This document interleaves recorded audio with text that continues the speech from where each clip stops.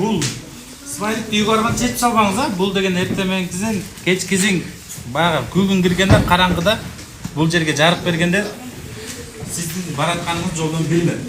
Стать заметнее на дороге. С такой целью школьникам села Өзгөрүш раздали светоотражающие элементы для одежды. Это брелоки, ленточки и значки в виде смайликов. Ученикам объяснили, что такие простые приспособления помогают водителям увидеть их на дороге в темное время суток и избежать наезда. Это здорово, что нам подарили такие смайлики. Я прикрепила его на сумку. Он излучает в темноте свет. Я всегда аккуратно перехожу дорогу, когда нет машин. Смотрю в обе стороны. Я всегда иду подальше от дороги. Зимой машина может заскользить и нечаянно сбить пешехода. Теперь машины будут различать нас ночью и ехать медленнее. Так мы обеспечиваем безопасность.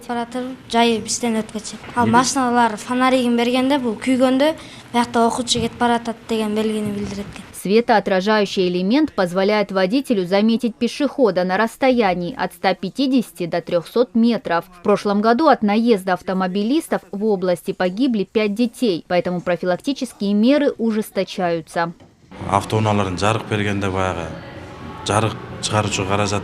Мы раздаем и просим детей, чтобы они наклеили светоотражающие стикеры на свои рюкзаки или куртки, чтобы уберечься от ДТП. Школьники приходят на учебу рано, когда на улице еще темно, и уходят поздно. Поэтому мы принимаем такие меры.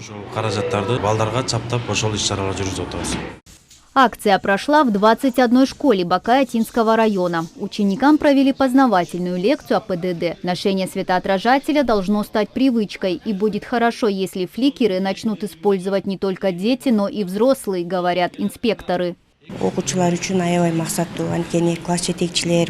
Я считаю, что это полезная работа. Классные руководители и учителя тоже всегда говорят о важности соблюдения ПДД. Однако личный приезд инспекторов даст еще больший результат. Мы всегда находимся в тесном контакте с родителями детей. На каждом собрании рассматриваем вопросы безопасности учеников.